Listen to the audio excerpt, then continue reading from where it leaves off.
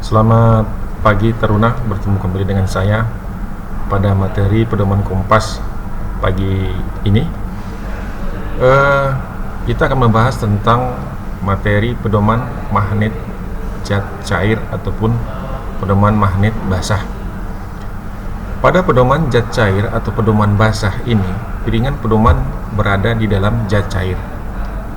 Untuk itu, kettle pedoman harus benar-benar kedap air dan konstruksinya lebih kuat dibanding pedoman magnet kering. Secara umum, fungsi cairan adalah untuk meredam getaran-getaran kapal sehingga piringan pedoman lebih tenang. Selain itu dapat mengurangi kemungkinan kerusakan pada semat dan mawar pedoman. Cairan dalam kettle terdiri dari, ini kita coba perhatikan dan simak ya, kita buka di sini.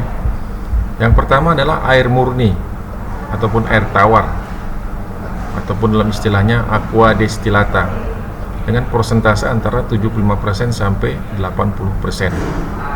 Kemudian yang kedua adalah ether ataupun alkohol murni 100% dengan persentase antara 20% sampai dengan 25%. Contoh, misalnya ada aqua destillata ataupun air murni 75%, maka alkoholnya adalah 25%. Jadi perbandingannya misalnya air tawarnya 75%, maka ditambah dengan alkoholnya 25%.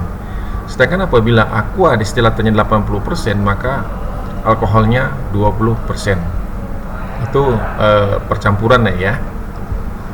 Lalu ruangan dalam kettle pedoman tidak boleh terisi udara karena akan mengakibatkan korosi bagian dalam kettle.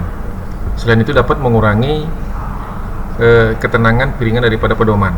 Nah, pada cuaca yang berubah seperti cepat antara panas dan dingin di daerah tropis, rongga udara dalam kettle pedoman dapat mengakibatkan mawar pedoman berubah bentuk ataupun melengkung. Ya, baik, kita akan bahas kemudian apa kegunaan daripada campuran alkohol tersebut. Di sini dibahas, disampaikan. Kita tarik dulu.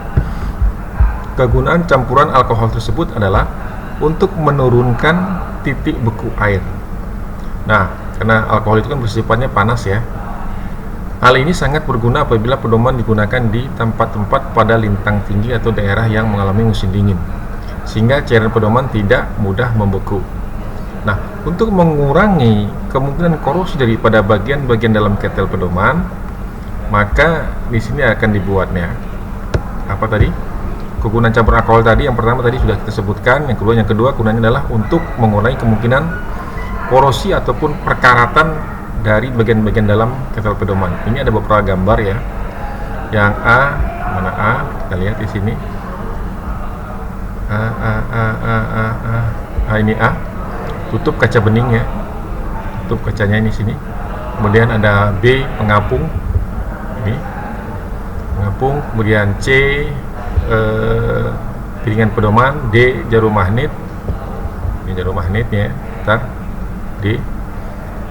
Terus ada tromol pemuaian cairan yang E, ya ini tromol, ini E, tromol pemuaian cairan, F sumbat pengisian cairan, ini sumbatnya F.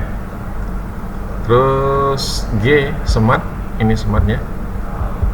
Dan H alas penyangga semat, dan I itu plat bergelombang, J garis layar ya, J garis layar ya, J nya. Kemudian K itu tanduk ataupun bautnya, ini K tanduk ataupun baut ya. Lalu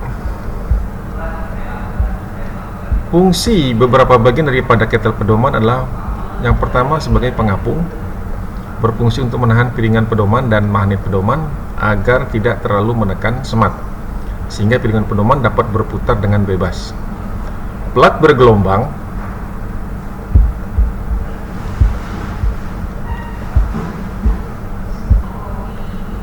baik. Fungsi beberapa bagian pada kettle pedoman adalah sebagai pengapung, seulang ya, berfungsi sebagai pengapung, fungsinya berfungsi untuk menahan piringan pedoman dan magnet pedoman agar tidak terlalu menekan ujung semat, sehingga piringan pedoman dapat berputar dengan bebas. Lalu plat bergelombang ataupun jembatan pegas dari kuningan untuk memberikan kestabilan pada semat apabila cairan di dalam ketel memuai ataupun menyusut. Jadi ada masing-masing punya fungsi ya, plat bergelombang tadi ya, yang disebabkan adanya tromol sehingga penunjukan pedoman tidak salah. Nah, seperti itu. Kemudian kita lihat di sini.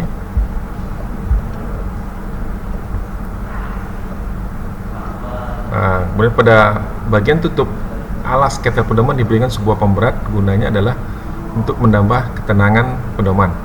Nah, pada ketel pedoman cair cair diberi suatu tombol pemuaian agar supaya pada waktu suhu berubah-ubah, cairan dalam ketel dapat memuai dan menyusut dengan bebas tanpa mempengaruhi piringan pedoman ataupun menekan dinding ketel.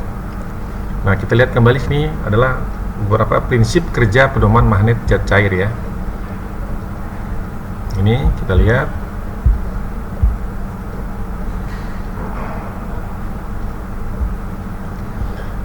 Prinsip kerja pedoman magnet cat cair yang pertama adalah piringan pedoman diletakkan di atas pengapung.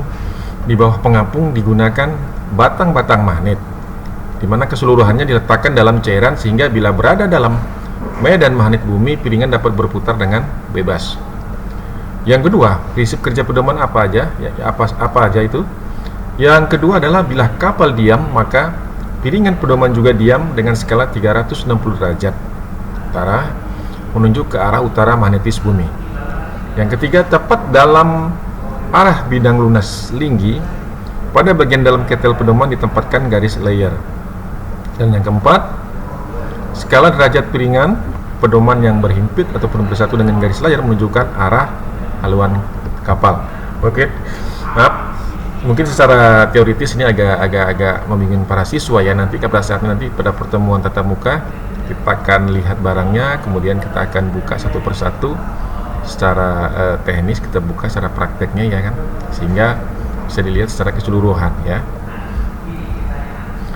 Jadi kemungkinan terjadi kesalahan pada pedoman magnet ini adalah pada saat kapal berputar aja itu. Ini kesalahannya kan, kemungkinan terjadi kesalahan adalah pada saat kapal berputar, cairan dalam ketel juga ikut berputar sehingga gaya putar terbesar terdapat pada cairan di dekat dinding ketel. Nah, bila tepi piringan pedoman ikut putar, maka penunjukan pedoman akan menjadi salah ataupun menyimpang ya. Ini ada beberapa contoh ya. Contoh gambar penampang pedoman cair. Di sini ada tutup kacanya sudah kita lihat tadi, kemudian ada B, ada pengapung. Ini pengapungnya ya, bisa naik turun.